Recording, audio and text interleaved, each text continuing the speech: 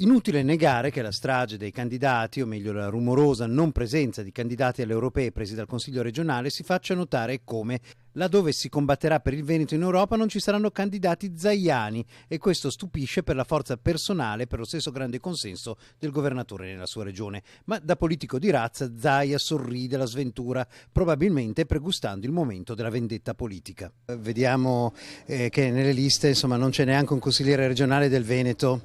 È per non smobilitare la squadra o per qualche altro motivo? Vedo che un po' sorride. No, perché sono troppo bravi e questo è il tema. Io ho una squadra compatta, ha prodotto e daremo conto di quante leggi ha prodotto, non ci vedo nessun problema per il fatto che i consiglieri non siano candidati. Anzi, direi anche di più, se vuole che gliela dico tutta, che si sono presi l'impegno e lo portano alla fine, punto.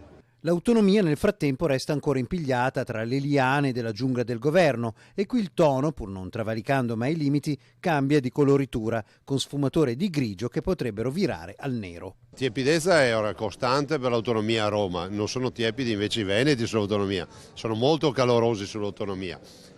Io direi che Tria invece ha fatto un intervento positivo perché ha detto dobbiamo andare avanti col progetto, ha posto delle questioni di costituzionalità che sono già superate, ma ricordo anche che rispetto alla norma finanziaria per noi la norma va bene. Comunque Tria, che è illustre rappresentante del governo, ha inaugurato un nuovo metodo, ha detto quali sono secondo lui i problemi e ha detto andiamo avanti. Adesso ci aspettiamo che il governo ci dica qual è la sua idea di bozza d'intesa, perché noi dal 2 di ottobre del 2018 l'abbiamo già presentata il nostro contratto, ci dicano loro.